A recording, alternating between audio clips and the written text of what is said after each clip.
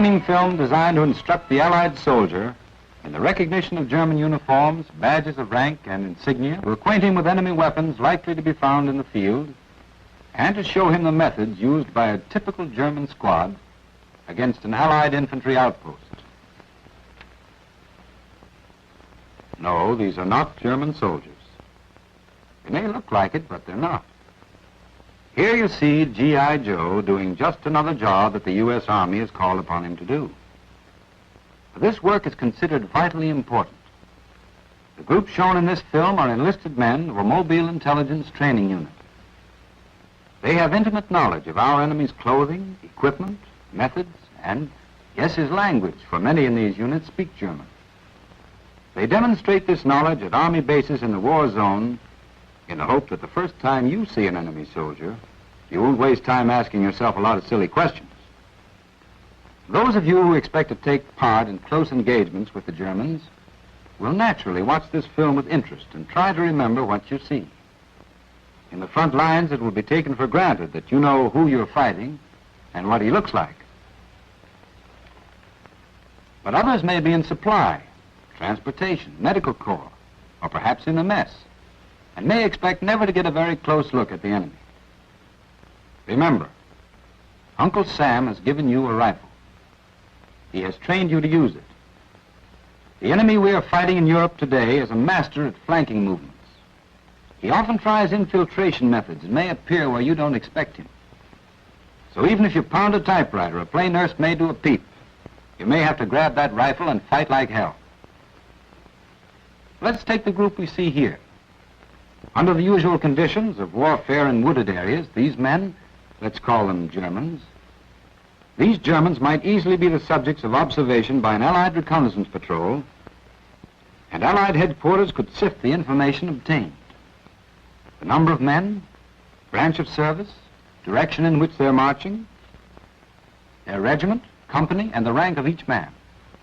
Supplied with such details, our intelligence could make plans that might result in the elimination of not only this squad, but of the larger unit to which it's attached. First of all, a brief look at the basic uniform, the field gray or gray-green, worn by the greater portion of German ground troops. The helmet, with an apron or shelf protecting the nape of the neck, running along the sides to form a sort of visor over the forehead. Painted on the left side is the Army and Navy emblem, the standing eagle grasping a swastika in its claws. On the right side, a shield showing the national colors. Now, when he goes into combat, the German frequently removes these little embellishments. He's smart enough to know what nice targets they'd make. This man has cut a neat piece out of somebody's inner tube and has stretched it around the lower part of his helmet. Most of the German infantry use this trick for the same purpose as the netting used by some Allied troops. A few leaves, a little grass, and with the tubing to hold it in place, he has his camouflage. The national emblem, a formal standing eagle with swastika, is worn by all German ground forces. The regular army wears it on the right breast of the field jacket. Ammunition pouches, 3 one on each side. This infantryman goes into combat with 60 rounds of .31 caliber ammunition, 10 rounds in each of the 6 pouches. Running diagonally across his chest is the strap for the gas mask. If you think your gas mask is a headache, you don't know what trouble is until you've tried a long march with this ingenious article. It's a perpetual motion machine. Take a step and it flies up to your shoulder, take another and it bounces down, giving an overall boost of about 3 feet up the road. Apparently, the old Prussian warlords who have been running the army for years began to have doubts about their own invincibility when they designed this buckle. The inscription "Gott mit uns" means God is with us, and was counted on to bolster the confidence of their soldiers long before the present regime took over. There is one especially characteristic item of clothing worn by all services except flying personnel of the Air Force: the high black boots. Along with the color of the uniform, these black boots should be well remembered as being one of your surest means of identification. So here is the essential German soldier. Helmet, very like the U.S. helmet, except for the extended apron on the sides and in the rear. Also, it has a slightly angular appearance where the U.S. helmet appears more round, more globe-like. the Standing Eagle on the right breast of the field jacket. 6 ammunition pouches, 3 on the right, 3 on the left. 60 rounds capacity. Strap crossing diagonally to the gas mask. It rests on his left hip. Gott mit uns. Remember the dull silvery buckle. Then the soft black boot coming almost to the knee. One of the best means of identification. Generally speaking, but with a few exceptions which we will take up separately, all ranks of German ground troops in the field will wear the basic gray-green uniform that is shown here. Now, in all the armies of the world, whether Russian, British, or Chinese, there is one little man who is very similar. The private. Everything is done for his comfort. He's spoiled by everyone from the general on down. They give him gifts such as clothing, snappy new rifles, shining buttons, and his personal problems are all handled by his noble and understanding friend, the sergeant. Added to all these, the German private is presented with this pip, worn on the left sleeve as a reward for good conduct and attention to duty during his 1 year of basic training. His pay, however, remains the same. But you can't keep a good man down. Soon after getting the pip, the ordinary private is stepped up a notch and becomes a full-fledged PFC.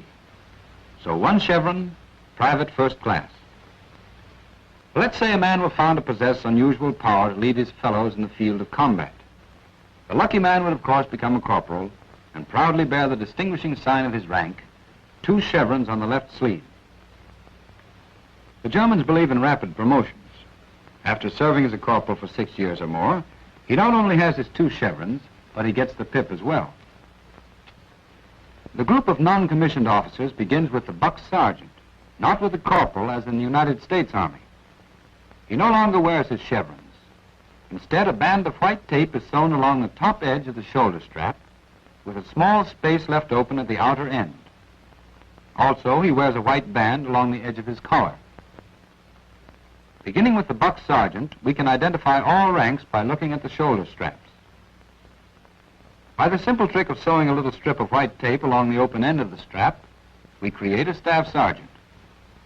Yes, we know what you would all like to give the first sergeant. But let's give him just a silvery pip. 1 pip, white band along the top, the German equivalent to a first sergeant. The old reliable master sergeant struggles along with 2 pips. And if you don't think he's been soldiering for a long time, you don't know your German army. Here is a gent who has been an NCO and may someday be an officer. He's the warrant officer and his pips total 3.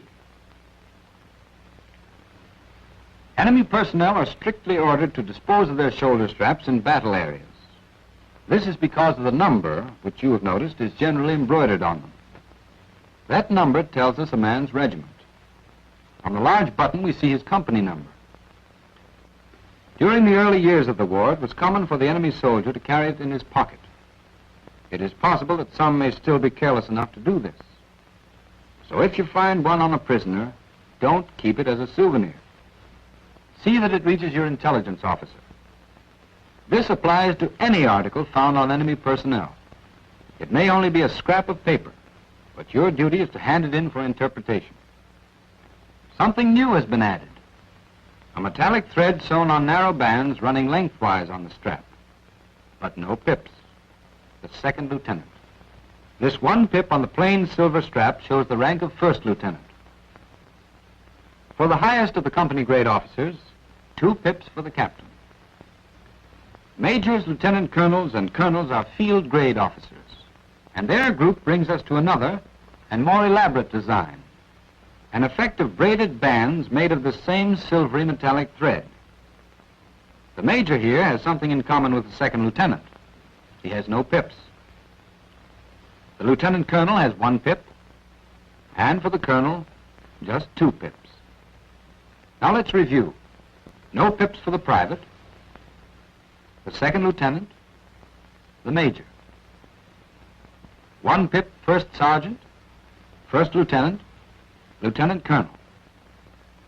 2 pips, master sergeant, captain, colonel. You never know. Someday you may capture a German general. So just to make sure you would know who he was, here's the shoulder strap of a brigadier. The same device is used to denote rank. 1 pip, a major general, 2 for the lieutenant general, and for the full general, 3 pips. Notice that this strap is surrounded by a dark red border. That simply means general officer. But if you ever see an officer below the rank of general or an enlisted man with a red band around the edge of his shoulder strap, that would indicate artillery. This edging or piping is used to denote branch of service. For example, the infantrymen we saw lounging around the bank of a stream.